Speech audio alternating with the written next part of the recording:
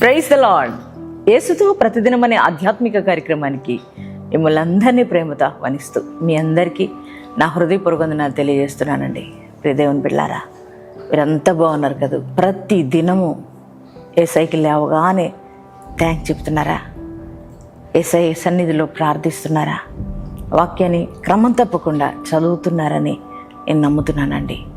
మరి మీ పరిస్థితులు ఎలా ఉన్నాయో, మరి ఎటువంటి పరిస్థితుల్లో మీరున్నారో మాకైతే తెలియదు. కానీ ఏ ప్రతికూల పరిస్థితుల్లో ఉన్నా దేవుడు ప్రతికూల పరిస్థితుల నుంచి నిన్ను విడిపించగలిగిన సమర్థుడు మనం ఆరాధిస్తున్న యేసయ్యండి. అందుకే మీరు ధైర్యంగా ఉండండి. అలాగే ప్రతిదినం దేవుని వాగ్దానాల ద్వారా బలపరచబడుతున్నాం కదా. మరి ఈ దినం వాగ్దానం కొరకు ఎదురు చూస్తున్నారని నేను నమ్ముతున్నానండి. మరి శ్రేష్టమైన వాగ్దానం ప్రభు మనకిచ్చారు. ఆ వాగ్దానం ఏమిటో చదువుకుందాం. ద్వితీయోపదేశకాండము 28వ అధ్యాయము 1 వచనం చివరి భాగాన్ని చదువుకుందామండి.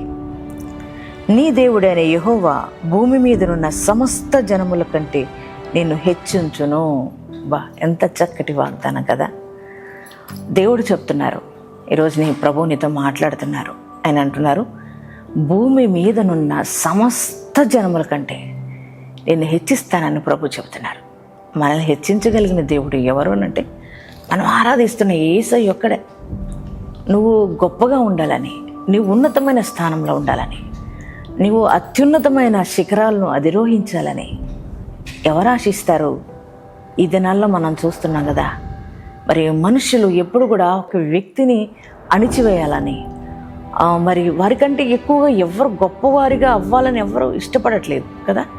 మరి ఎదుగుతున్న వారిని ఎలా దించాలా, మరి ఏంటా అని ఆలోచన చేస్తున్నారు మనుషులకు యొక్క ఆలోచన ఏంటంటే నువ్వు ఎప్పుడూ దిగువ స్థాయిలో ఉండాలని ఆలోచిస్తారు. అది బంధువైనా, స్నేహితుడైనా, నీ తోబుట్టులైనా, ఎవరైనా కదా.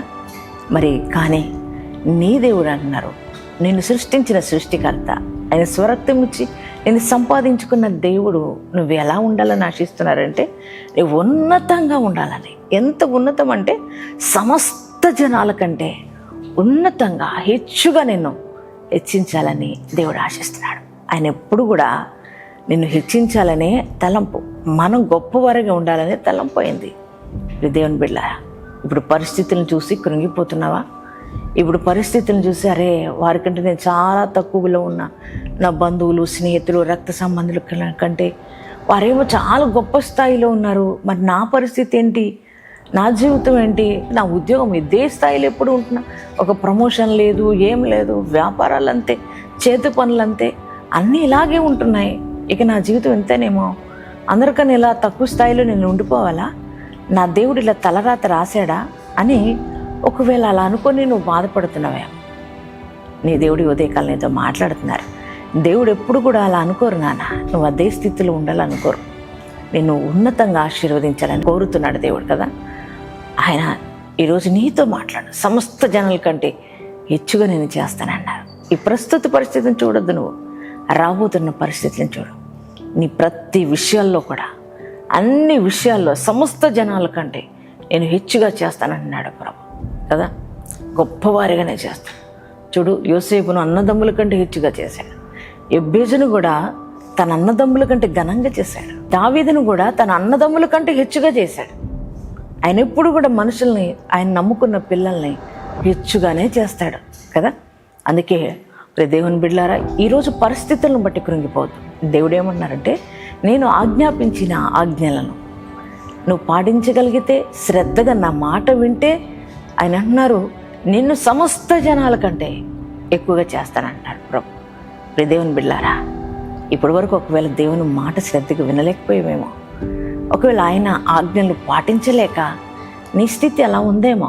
కానీ ఈ దినం నుంచి నువ్వు ప్రారంభించు. దేవుడు ఏది చెబితే అది వినడానికి నీవు అప్పగించుకుంటావా దేవునికి?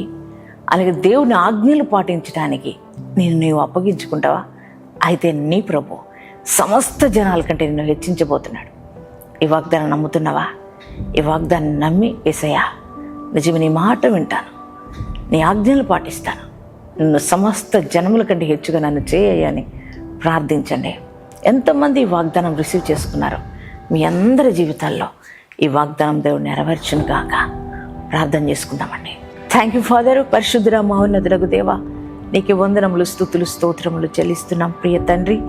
నాయన ఉదయకాలపు వేళ మీరు ఇచ్చిన శ్రేష్టమైన వాగ్దానం కొరకే వందనాలు, స్తోత్రాలు యేసయ్యా. అయ్యా, సమస్త జనముల కంటే మమ్మల్ని హెచ్చుగా చేస్తారని వాగ్దానం ఇచ్చారు. ఈ వాగ్దానం ఎంతమంది రిసీవ్ చేసుకున్నారు వారందరి జీవితాల్లో ఆశీర్వాదం దయచేయమని అడుగుతున్నాను ప్రభా. అయ్యా, వారు చేస్తున్న జాబ్స్లో వారికి ఉన్నతమైన కృపలోనికి వారు నడిపించబడదురుగాక. అయ్యా, వారి వ్యాపారాల్లో అయ్యా హెచ్చింపులోనికి వారు నడిపించబడదురుగాక. అయ్యా, వారి యొక్క వ్యాపారాలు వర్ధిల్లునుగాక, చేతి పనులు వారి వర్ధిల్లుదురుగాక. అయ్యా, సేవ చేస్తున్న వారి సేవ అయ్యా ఇదిగో తండ్రి నాయన వర్ధిల్లునుగాక. తండ్రి, నీకే స్తోత్రాలు చెల్లిస్తున్నాము ప్రభువా. అయ్యా దేవా, ఆ రీతిగానే చదువుకునే పిల్లలు వారి చదువుల్లో కూడా అయ్యా హెచ్చు స్థాయిలోనికి వారు నడిపించబడదురుగాక. ఆత్మీయతలో కూడా అభివృద్ధిని దయచేయమని ప్రార్థిస్తున్నాం ప్రభా.